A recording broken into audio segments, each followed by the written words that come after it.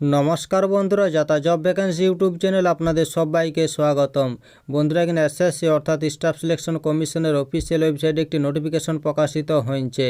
এখানে sub inspector GD এবং sub inspector Delhi police পোস্টে নিয়োগ করা হয়েছে। এখানে মোট 4187টি শূন্যপদ রয়েছে। এখানে মেল ফিমেল সবাই আবেদন জানাতে পারবে। এই নোটিফিকেশনে কয়েকটি গুরুত্বপূর্ণ পয়েন্ট আমরা সংক্ষেপে আলোচনা করব। যেমন এই পোস্টগুলির জন্য এখানে শিক্ষাগত যোগ্যতা কী বলা হয়েছে, বয়স সীমা কত চাই, কিসের মাধ্যমে আবেদন করতে হবে, সেই সব নিয়ে। তাই বলছি পুরো ভিডিওটা শেষ পর্যন্ত দেখো। চলো শুরু করি। বন্ধুরা, এটা হচ্ছে স্টাফ সিলেকশন কমিশনের অফিসিয়াল বিজ্ঞপ্তি। এখানে সাব ইন্সপেক্টর দিল্লি পুলিশ এবং সেন্ট্রাল আর্ম পুলিশ ফোর্স পোস্টে নিয়োগ করা হয়েছে। এখানে আপনাদের অনলাইনের মাধ্যমে অ্যাপ্লিকেশন করতে হবে। এখানে অনলাইন অ্যাপ্লিকেশন শুরু হয়েছে 4 মার্চ 2024 থেকে। এখানে অনলাইন অ্যাপ্লিকেশনের শেষ তারিখ দেওয়া রয়েছে 28 মার্চ 2024। এই সময়ের মধ্যে আপনাদের অনলাইন অ্যাপ্লিকেশন করে নিতে হবে। এখানে অনলাইন ফি পেমেন্টের শেষ তারিখ দেওয়া রয়েছে 29 মার্চ 2024। এই সময়ের মধ্যে আপনাদের ফিটি পেমেন্ট করতে হবে। এখানে অনলাইন অ্যাপ্লিকেশন করার সময় যদি কোনো ভুল হয়ে থাকে সেটি আপনারা কারেকশন করতে পারবেন 30 মার্চ এবং 31 মার্চ, এই দুদিন। এখানে কম্পিউটার বেস এক্সামিনেশন আপনাদের নেওয়া হবে মে মাসে 9 তারিখে, 10 তারিখে এবং 13 তারিখে।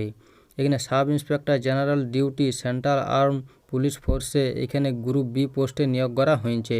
এখানে আপনাদের পে স্কেল দেওয়া রয়েছে। এখানে আপনাদের লেভেল 6-এ 35,400 থেকে 1,12,400 এর মধ্যে আপনাদের পে স্কেল দেওয়া হবে। এখানে সাব ইন্সপেক্টর এক্সিকিউটিভ মেল এবং ফিমেল ইন দিল্লি পুলিশের এখানে গ্রুপ সি পোস্টে নিয়োগ করা হয়েছে।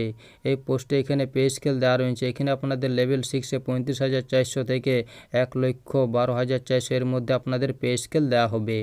এখানে টেন্টেটিভ ভ্যাকেন্সি দেওয়া রয়েছে। এখানে sub inspector executive in Delhi police এখানে মেলদের ভ্যাকেন্সি রয়েছে 125টি এবং এখানে sub inspector executive in Delhi police ফিমেলদের এখানে ভ্যাকেন্সি রয়েছে 61টি। এখানে sub inspector general duty central arm police ফোর্সে টোটাল ভ্যাকেন্সি রয়েছে 4001টি। তার মধ্যে বিএসএফ মেলদের ভ্যাকেন্সি রয়েছে 847টি এবং এখানে ফিমেলদের 45টি রয়েছে। এখানে সিআইএসএফ মেলদের ভ্যাকেন্সি রয়েছে 1437টি এবং ফিমেলদের এখানে 160টি ভ্যাকেন্সি রয়েছে। এখানে সিআরপিএফ মেলদের ভ্যাকেন্সি রয়েছে 1113টি এবং ফিমেলদের এখানে ভ্যাকেন্সি রয়েছে 59টি।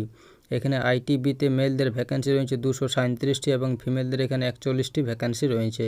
এখানে এসএসবিতে মেলদের ভ্যাকেন্সি রয়েছে 59টি এবং ফিমেলদের এখানে 3টি ভ্যাকেন্সি রয়েছে। এখানে টোটাল মেলদের ভ্যাকেন্সি রয়েছে 3693টি এবং এখানে ফিমেলদের ভ্যাকেন্সি রয়েছে 308টি। এখানে টোটাল ভ্যাকেন্সি রয়েছে 4001টি। এখানে এজ লিমিট দেওয়া রয়েছে। এখানে মিনিমাম এজ দেওয়া রয়েছে 20 বছর এবং ম্যাক্সিমাম এজ দেওয়া রয়েছে 25 বছর 1/8/2024 অনুযায়ী। এখানে বলা হয়েছে ক্যান্ডিডেটের জন্ম 2/8/1999 থেকে 1/8/2004 এর মধ্যে জন্ম হতে হবে, তাহলে এখানে আবেদন জানাতে পারবে। এছাড়াও এখানে বয়সের ছাড় দেওয়া রয়েছে। এসসি এসটি ক্যান্ডিডেটদের 5 বছর, ওবিসি ক্যান্ডিডেটদের 3 বছর এবং এক্স সার্ভিসম্যানদের এখানে 3 বছরের পর্যন্ত বয়সের ছাড় দেওয়া রয়েছে। এই পোস্টগুলির জন্য এখানে এডুকেশন কোয়ালিফিকেশন দেওয়া রয়েছে। এখানে এডুকেশন কোয়ালিফিকেশন দেওয়া রয়েছে সমস্ত পোস্টের জন্য। এখানে বলা হয়েছে প্রার্থীকে যে কোনো স্বীকৃতি বোর্ড বা ইনস্টিটিউট থেকে ব্যাচেলর ডিগ্রি তথা গ্র্যাজুয়েট পাস হতে হবে 1/8/2024 আগে, তাহলে এখানে আবেদন জানাতে পারবে। এইখানে হাউ টু অ্যাপ্লাই বলা হয়েছে। এখানে আপনাদের অনলাইনের মাধ্যমে অ্যাপ্লিকেশন করতে হবে। এই যে ওয়েবসাইট দেওয়া রয়েছে এই ওয়েবসাইটে গিয়ে এইখানে আপনাদের 28 মার্চ 2024-এর মধ্যে অনলাইন অ্যাপ্লিকেশন করে নিতে হবে। এখানে অ্যাপ্লিকেশন ফি দেওয়া রয়েছে।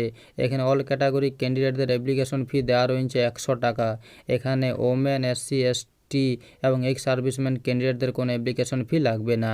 এখানে আপনাদের অনলাইনের মাধ্যমে যেমন ডেবিট কার্ড, ক্রেডিট কার্ড বা নেট ব্যাঙ্কিংয়ের মাধ্যমে অ্যাপ্লিকেশন ফিটি প্রদান করতে হবে 29 মার্চ 2024-এর মধ্যে। এই ছিল নোটিফিকেশনের কয়েকটি গুরুত্বপূর্ণ পয়েন্ট।